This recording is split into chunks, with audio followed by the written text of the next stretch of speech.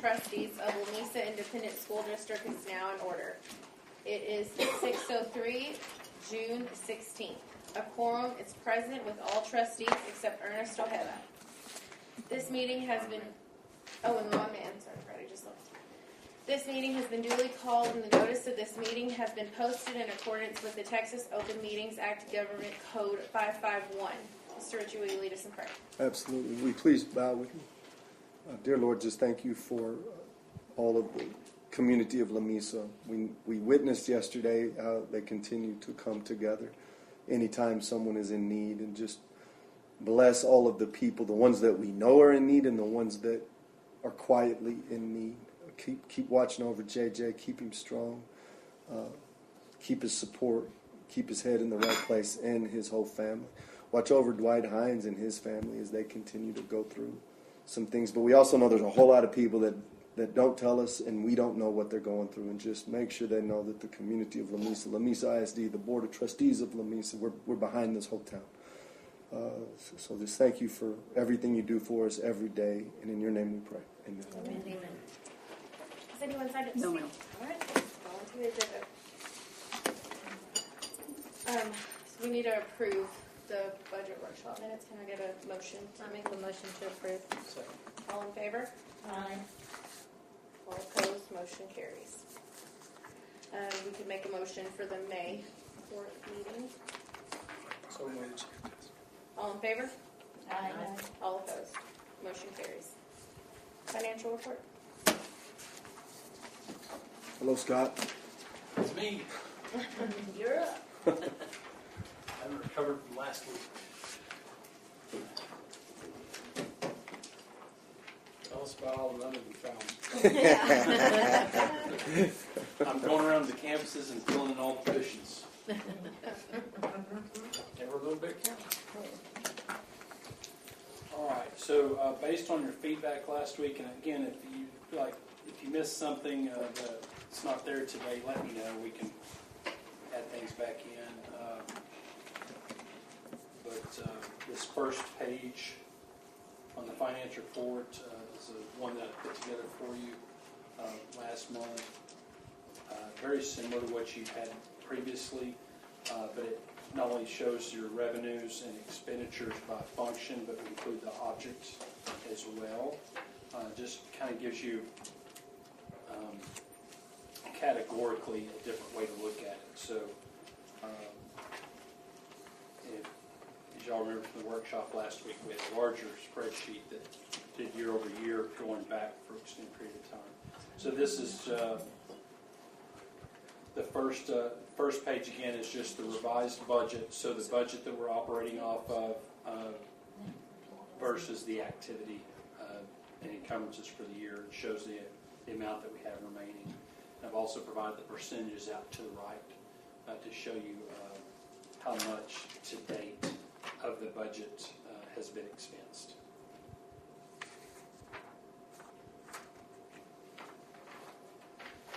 And on that second page is a year same information, but year over year for the same month and time a year ago. So as you look on this page, you'll see at the top revenues and expenditures comparison periods ending May 25 and 24. So your first column again has revenue for year 24 through the end of May, and then of course the expenses by function and by object code for 24. Then the rest of the columns are for this year. So you have the encumbrances column, which would be items that are showing as encumbered in the current fiscal year. The year-to-date actuals, those are bills that have been paid. And then the total expenses for 2025 through the end of May. And again, showing you an increase or decrease year over year. So you can see, for example, in state revenue, through the end of May that we're up significantly over a year ago. It's the timing of the state payments. We're not getting that much more money. It's just the timing of when the payments are made. And then you can see in the expenditure column, think that's helpful just to see on the year through May how much we've spent compared to that time a year ago.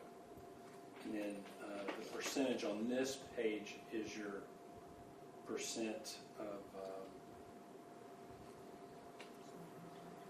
the amount versus year over year. So 2%. So for under instruction, 2.5% change year over year.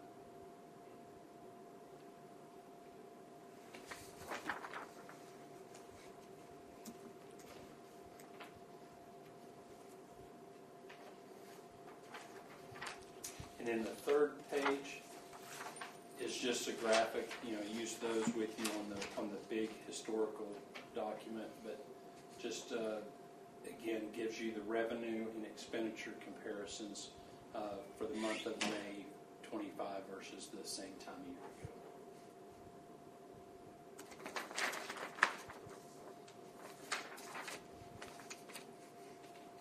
And you can see the expenses of that chart, it's pretty comparable.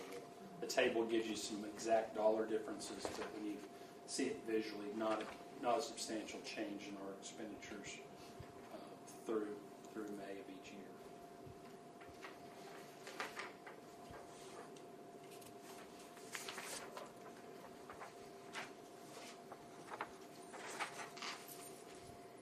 If you don't have any questions, we'll move on to the check registry, which I believe is page 4 in the handout. Not a lot to catch your eye here. Just keep in mind that this is the month of May, so there is some supply, there is some maintenance in there, but a lot of student travel, a lot of award dinners, those kinds of things.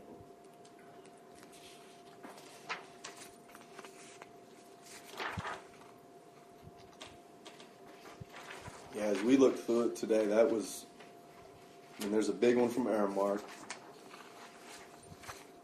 And then everything else, like you'll see, like Scott said, you'll see a whole lot of CTE banquet, academic banquet, awards, supplies. And it's tricky, and I'm going to say this, it's tricky because we start school so early now. Back in the day, you can't wait until the budget opens because you've already been in school for a month and a half. So we don't want to say that to our auditors, but everybody has to do it. You've got to go ahead and buy some supplies now so that when school starts next year, you have what you need to start. Our hope is that everyone and we ask them to encumber those known items. I need this to supply, markers and, all the things you need to, folders, all of that kind of stuff, that we encumber that now, so that it gives us a better idea of estimating what we need to close out the budget at the end of August. So we'll see how that goes. Utilities, there's a couple electrical bills on there. I mean, same thing you happen in your home. Your gas bills should be dying down as much as it's going to at this time of year, and your electric bills are starting to pick up as we hit the 100-degree days. It's supposed to be 108 on Wednesday.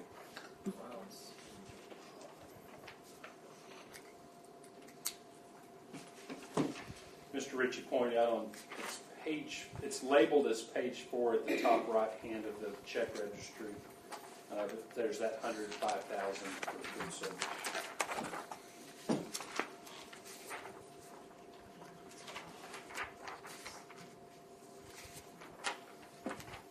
I had less marked on this one than I've had on because it all made sense to me. And I like to, being new, I like to not assume that you guys know every little thing there. So there's some smaller expenses you'll see custodial for Chicken Fry Festival. Okay, so people are using our facility. We provide custodian to clean it. We do get paid back for that. That's not just an expense. That's through the sports key.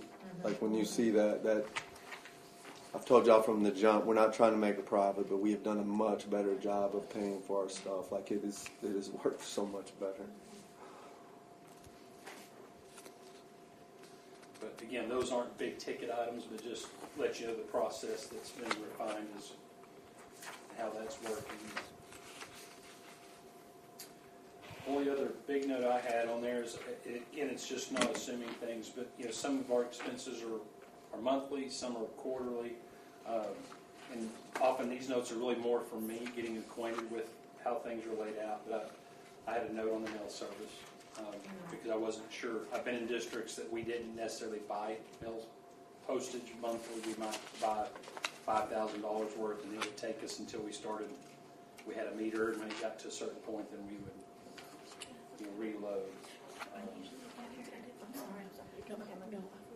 But that numbers fluctuates a little bit each month, but it's always around that $2,000.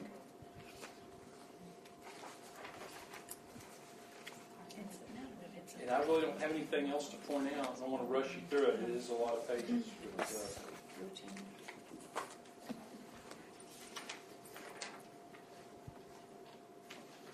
that should wrap up the student travel with the exception of some of the summer activities. I mean, we've got some kids that will go to state convention, things like that.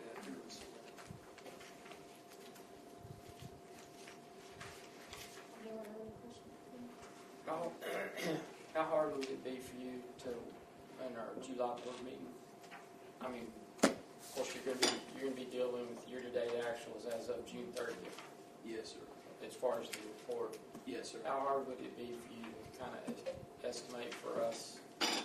I mean, at that point, really, as far as revenue coming in, we're just looking mainly at state land coming in. Yes, sir. The FSB element. I mean, I realize a little bit of taxes are coming in, but Yeah, it's nominal. that's immaterial. Yeah. How hard would it be for you to project out for us from June 30th? Of course, what that payment ledger is showing that we're Yes, going to be sir. getting in July and August, or what we've got left to collect. To me, that's the bulk of the revenue that we're going to have left. How hard would it be for you to project our total expense, or monthly expense for the months of July and August, to where we can kind of see as of June 30th? Yes, sir. Maybe where we're going to hit. No, August we should be able 31st. to do a projection. Would that be too hard for you? No, sir. I don't think so. I mentioned a while ago, hoping that we encumbered as much as possible. I'm a little concerned about August, and so I'm going to follow up, particularly with athletics, band, those student groups that could be traveling in those early days of August, and wanting them to go ahead and encumber what we expect those trips to be, because those can add up, and not only from closing the books, but to help get a more accurate projection to make sure as much as we can plan for is actually shown encumbered. That makes my projections on the expense side a lot easier to do.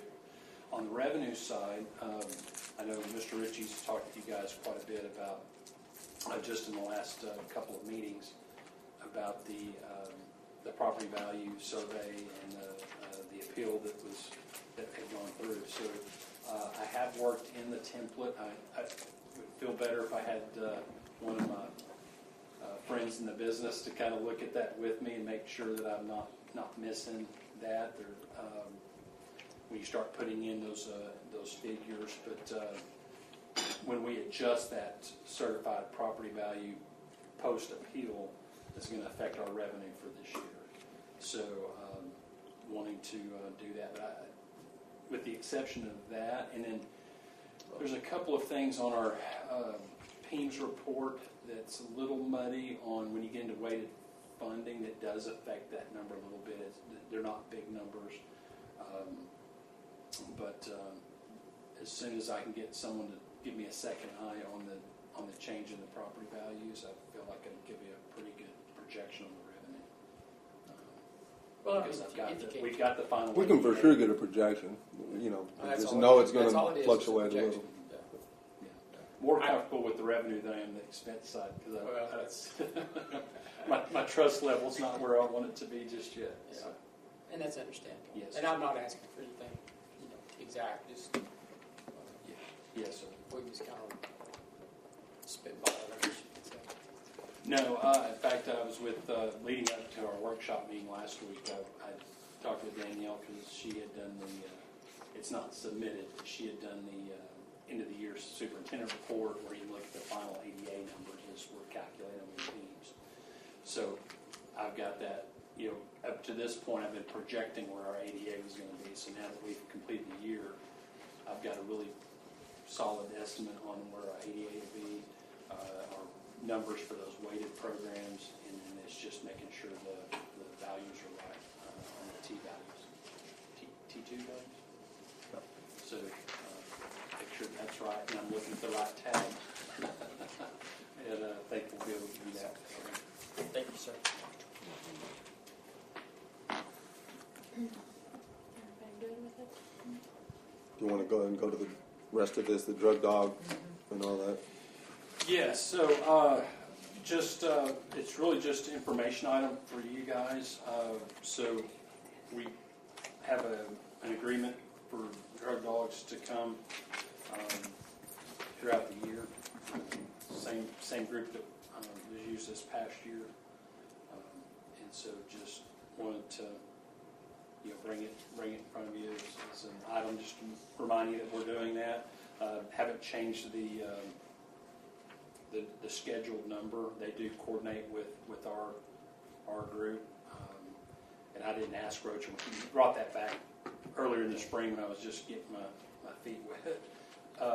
But I'm not, and Mr. Rich, you may know who the contact is if they contact the high school principal. They contact Rocha, and then they come to the campus, and you've been a part of it too. We always walk with an administrator, either the AP or the principal, whoever's available. And we go classroom to classroom with them. They don't ever just go by themselves. It's pretty tactful. And me and you have had a lot of conversations about it. I've actually asked them, because what you do is you go to a room and the students all leave, but they leave their stuff, right? And then the drug dog sniffs and all that. But what I've asked is the legalities and the drug dog standing by the door as the kids walk out. Because they leave their coats, they leave their hoodies, they leave their backpacks. But I want to know if it's on, like on them, and there's some legalities in there, but I do think they said they don't do that for any other school, but as they single file walk out the door, I wouldn't just mind the drug dog being able to just stand there and get just sniff each kid, But I mean, again, that's kind of punishing 400 kids for the one that's got it in his underwear, But I do think I'm a fan of the drug dogs. That goes back to my days at LSA. Just the sight of a drug dog gets them on. I mean, we come 18 times. They come 18 times during the year. It's never announced. They don't go to high school and then middle school, so a high schooler can't be texting this middle school saying they're here. If they're going to go to both, they show up at the exact same time. What else, Boyd? You've been a part of it. What would you say about them? They do a good job. They do an awesome job of finding, and he alerts a lot. It might not be like if something happened the night before, like he'd been around marijuana, been in contact with some kind of medicine, it alerts on that if it's not there or not. What do you call it? The residue of it. Yeah. That be on it. So yeah. But if he hits on something, then that kid immediately, we take him privately. We don't do anything out in the hallway with anybody. We immediately take him to a private place, call the parents, and start searching stuff. So I'm a fan of it. It's worked well for us. Just gives kids a reason, right? As a parent, always, I appreciated that there was, because kids have a hard time, sometimes being strong or courage or whatever, but to say no, they'll, I've got bad luck, those dogs come, or that kind of thing. So anyway, just it's a renewal. It doesn't require your designated Mr. Ritchie on the signature for it, but just wanted to make you all aware that was up for renewal. No substantial changes to it. And then you'll have in front of you a quote to repair the handicap lift at Follows.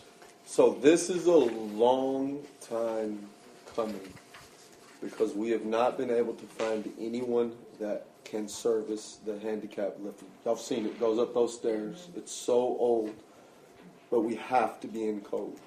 To replace it is astronomical.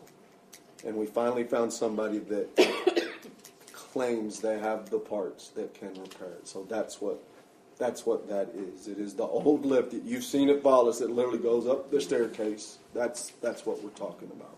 Do you think we can also have them look at like all the bleachers and the For sure. handrails, because I know there's It's a getting lot a little sketchy. of steps, yeah, because they're For sure. We absolutely can. Yes, ma'am.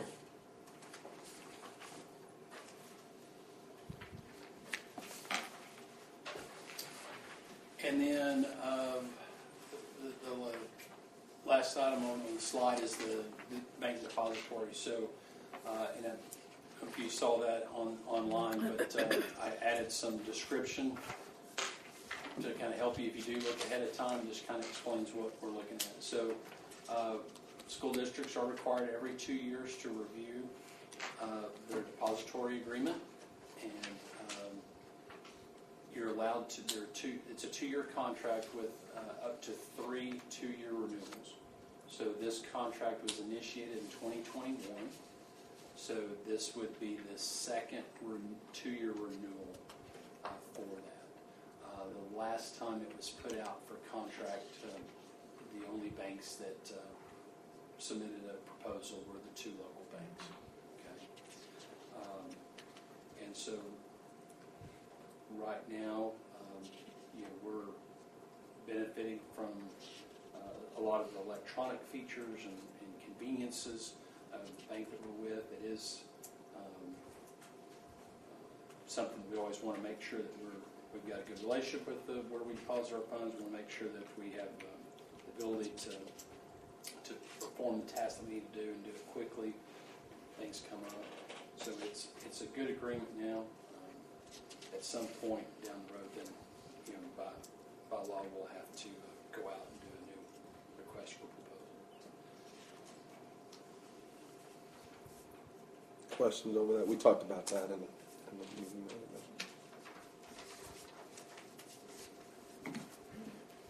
That's all the information I got. Motion to approve the financial reports. All in favor? Aye. All opposed? Oh, no, we need a second. I'll second. All in favor? Aye. All opposed? Rebecca seconded. I'll take one of each and pass them down. Melissa's going to be sending something y'all's way. Actually, after you do that one, let's pass this one. So 3 things. If y'all would have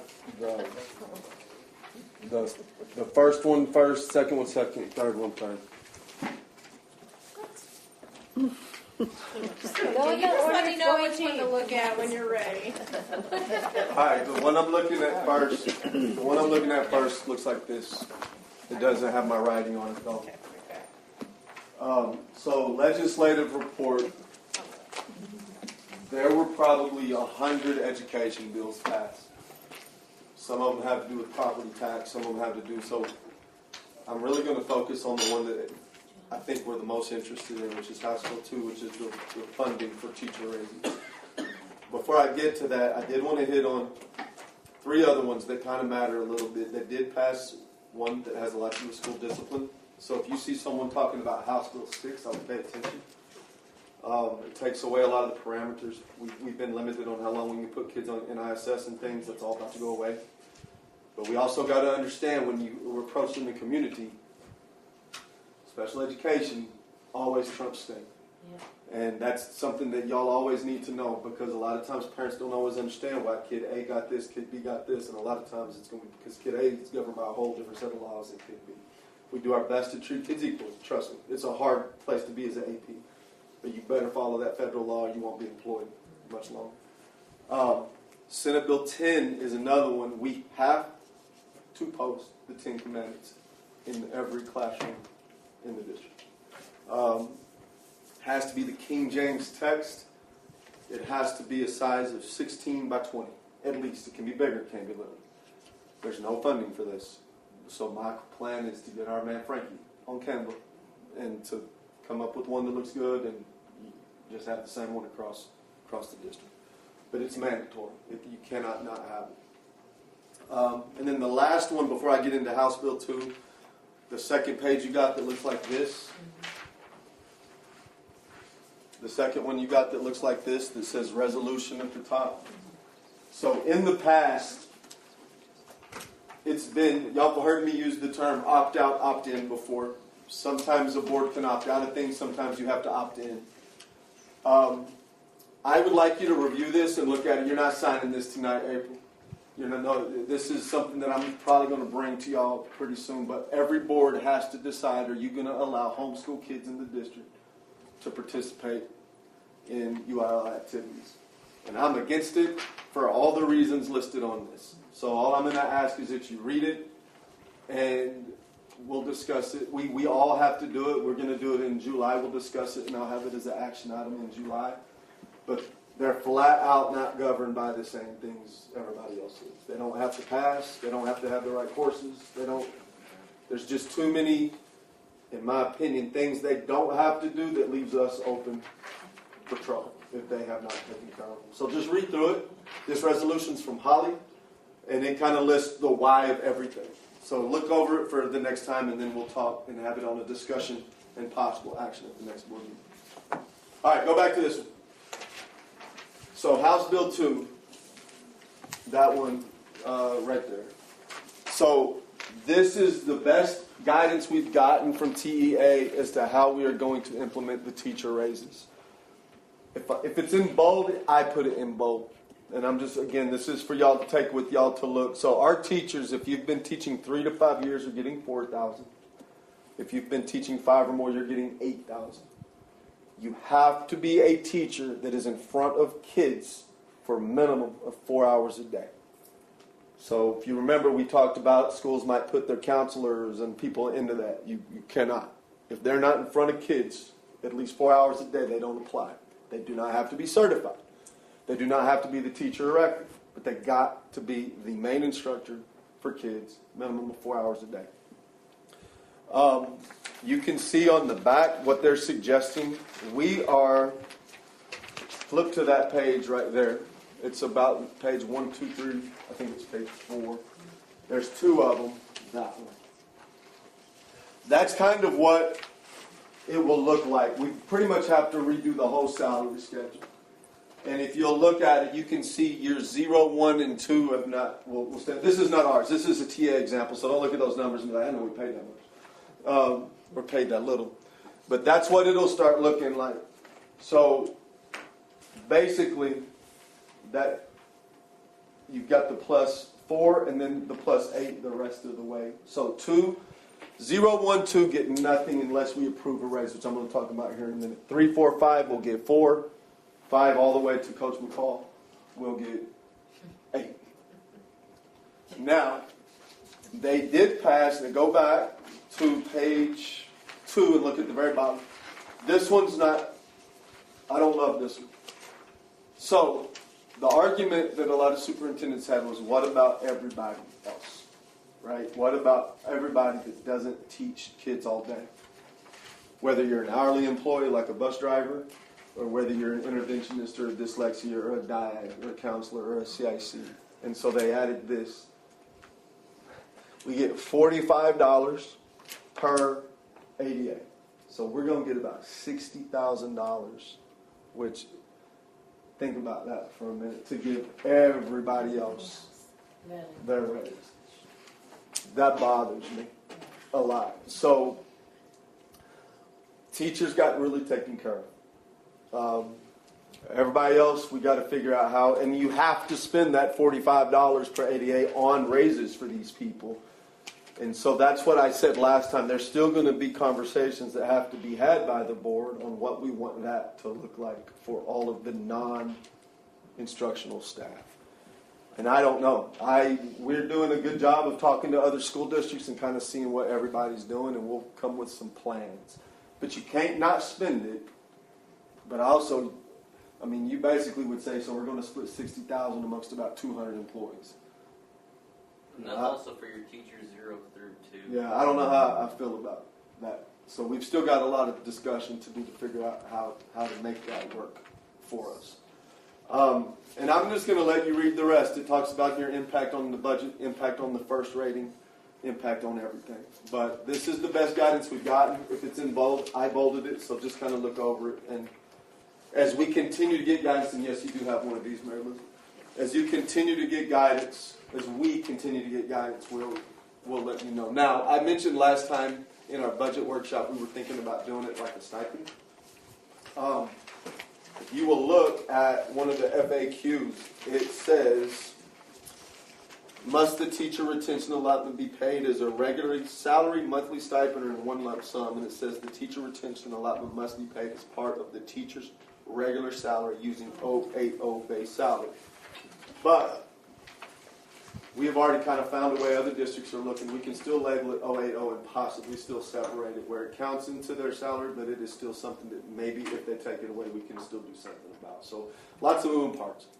But we're working on it all. I think I was most disappointed in the support staff, what they're calling it. That $45 per ADA, it's not a lot. It's not a lot. But we'll figure it out. And we'll make it work for our people. This I'm going to let you read. Y'all know this happens a couple times a year. TASB sends a lot of policy updates. April has asked me to look and see how we can get a whole policy study, which I think is a good idea. So you look at every policy we got. And I don't know how long it takes. I've never been a part of it. Usually costs around $4,000. But TASB does it. And I've reached out to them and I'm waiting to hear back to kind of see how we would set that up, what that would look like. What does it count as far as board training? But just so we can familiarize ourselves a little more with the policies. Because I know the way that I handle policies is when I have an incident, I look at the policy. And I learn that. But that's a book about this big, and so there's a whole lot of stuff that we just never encounter. And I think if we could have a big overview of it, I think it would help everybody. But this is all over the map. This is all over every topic under the sun. So just kind of review it. I have our policies. You can look online anytime. But I have a giant notebook in my office. If you ever just are really bored or sleepy and can't fall asleep, it's huge, and you can come look at it. I don't ever let it leave the office. I keep it in there, but you're welcome to come browse through it anytime you want. And then the only other thing I had was this, and we were talking about, I would like to have a finance committee meeting on the 21st April, if you want to talk about that, the rotation of people. I don't know who would be up on that one. It is Melissa is up next, and then after that, Cindy. And then So- whoever. And we do those back in the back room, and it's an hour to an hour and a half, just kind of depending on. And we discussed possibly moving this to Monday or Tuesday. To Monday, yes. What does the 21st look like to y'all to move the board meeting? You could be there, correct, Rebecca, if Yeah, we moved it to on Monday? Monday or Tuesday, I can. You could. Okay. Cindy cannot. Is it okay? Is there a day that week that fits you better, Cindy? I might could do the Monday, yeah. Okay. The Monday would be probably the best. So I'll change that on our calendar. And So the 23rd, you're thinking Monday, Cindy? Yes. wait, the 23rd would be No. Wednesday, right? Oh, 21st. Oh, sorry, I'm in June. Yeah. Sorry. Oh. 23rd is a Wednesday. So we're looking She at said Monday or Monday. Wednesday? Wednesday. Cindy said The Monday. 21st? Yes, the Yes. 21st. Which would be good. We can have our finance committee that morning, budget workshop, and we can just hit it all in a day. And I'm good with that. Let's just go ahead and run with the 21st. I think we'll be Done. Burnett, you got that? Mm-hmm.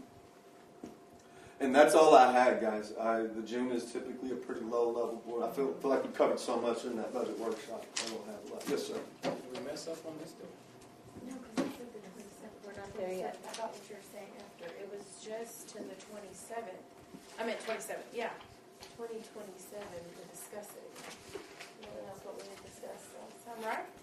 Yes, we are going to go out for bids in 2027. We just approved to Renew for 2 more review, years. but we already discussed that in the 2027, we're going to discuss it again. Yes, 100%. We have to discuss it every 2 years. No, Just to It'll be reach- every 2 no, weeks. what I'm That's asking- actually listed as a separate consent item.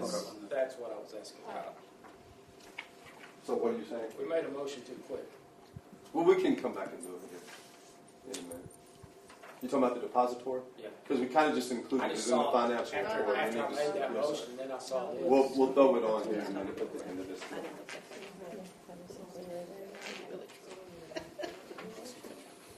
Do y'all have any questions over that depository? Because No, I understand. we've been with these guys since after COVID. We do feel like the next time it is time to kind of open it up. and give some people some opportunities. But we just felt and he hit on it, some of the electronic functions, the one we use it helps our ladies in the back a little more, but we are going to open it up in 2 years. That way we can give the local people a shot to see if they want our business. So that's all I have, guys. Thank Do you. we need to make another motion for that, or can that just be counted? For which one? For that? No, I do think we need to make a motion to accept that. Someone make a motion to approve. Hold on, give me a second. Go to the board action. Oh, it's on there. I thought there was anything. They discussed it up Just there. add it on It's to You not- that. got the Okay, policies okay. version. I will go into the board action items. Deliberation and possible action to approve TASB localized policy manual update 125. Make a motion. Motion to approve. Second. All in favor? Aye. All opposed? Motion carries. Deliberation and possible action to approve a home elevator Inc. for the middle school gym lift. Make a motion. For the lift, need to make a deliberation. The resolution. Action, a home elevator. The resolution. That's the, Oh, that's see for it the, online. that's for the, No, that's not an action. that's on. That's not an action That item. one does get approved during the financial report because it's just an over That was on- 50,000. yeah. That's just part of approving the financial. That's- Yes, sir. Yeah, Okay. so Yeah. whenever we approve the financial report, That it was added approved onto the that, lift. We okay. just need to make sure we get whatever signatures April. that we- Okay. I think that's not on there. No, And I printed it up from, one picture. I know, but as far as action Oh, items, it's not. I printed this up off of my board. Which one did you look? Which one are we talking about? The only two elevator Number or 2. so on this one? Number 2 is the bid for the banks. Yeah, that's what I have, that's what I Yes, printed up. so I the- don't have that on. Yeah, this yours one. is different. Mine is different. Mine is, So you still have the one from Monday? Yeah, this one. Yeah, So no, this update, yeah. so pass this. Can I borrow this? Yeah. Pass that down so you know what to read on number 2. okay. So the elevator was approved when we approved the $50,000 Yeah, purchases. under that. And now we approve policy, and now she's going to read the one for the bank depository. Okay. Right now. Okay, so can I, oh no, you're good. Okay. Sorry, guys. No, you're good. That was my fault Okay. because you're still going I was off so the one I had. confused. Okay. I just felt like I took the lazy way out while going. So moved. So now we just need to make a motion for this. Okay. But somebody needs to read it. Read the Beware. Resolution, right? I'll make the motion that resolved by the Lamesa ISD Board of Trustees that First United Bank in Dawson County, State of Texas, being a bank as defined in Section 45.201 of the Texas Education Code, and Lamesa ISD agreed to extend the depository contract pursuant to Texas Education Code Section 45.205 for an additional 2-year term from the 2025 through 2027. Under Texas Education Code Section 45.205B, the school district and the district depository bank may agree to extend the depository contract for 3 additional 2-year terms. The extension constitutes the parties' second 2-year term. Second? Second. All in favor? Aye. All opposed? Motion carries. I'll put on the board. Here. Kevin's back there. And we Thank you. done, so this meeting is adjourned. Thank you, guys. And thank you guys again for having it Monday this month. For me, that helps me greatly, and I appreciate it. So do my sons.